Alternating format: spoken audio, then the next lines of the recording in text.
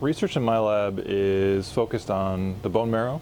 Bone marrow is where all of our blood cells are produced, and it's dysfunctional during malignancies or cancers like leukemia, and so my lab is focused on studying why it's dysfunctional, how it's made dysfunctional, and what the consequences of that are. So the grant from the Cancer Society, the American Cancer Society, is focused on one particular mechanism that we've found that we think is particularly important for driving that dysfunction in the bone marrow, particularly during a disease called acute myeloid leukemia.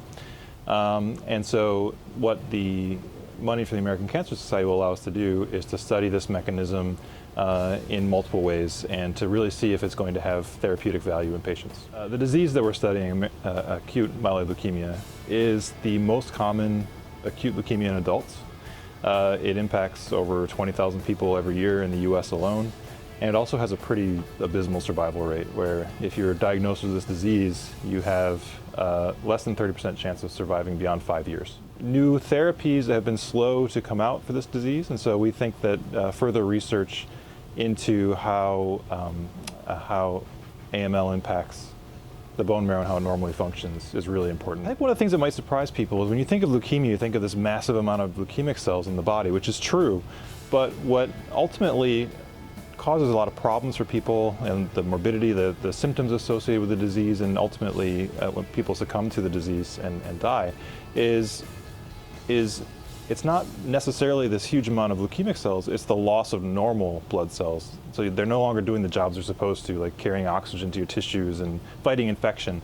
And so that's why our research is studying how to better support production of normal blood cells when you have a disease like leukemia. So we've been focused on the bone marrow for quite a long time. And originally I was studying how normal blood cell production is supported in the bone marrow in healthy people. And the lab next door was doing leukemia research, and I saw this opportunity to combine those two things and really study how leukemia is affecting support for normal blood cell production, which then leads to the symptoms and the mortality associated with the disease. And so that's how I came to it initially, and then for our ACS grant particularly, we saw a particular sort of dysfunction in the bone marrow during leukemia, and we came across this mechanism, a protein called CCL3, that we thought was really driving this dysfunction. And so we've decided to delve further into that, and so it's been a project that's been running for a little while in my lab now. I mean, my hope is always that this is something that will help patients down the line. CCL3, the protein that we study, there are drugs available on the market now that are FDA approved for other diseases that target CCL3 signaling. And so the hope is that we could maybe make a quick transition to the clinic if all this preclinical data pans out and shows that it would be a beneficial therapy for the disease. Funding for the American Cancer Society allows us to do these projects that hopefully can provide hope down the line to patients with a really terrible disease, especially for an early stage investigator like myself who's still in the process of getting the lab really rolling.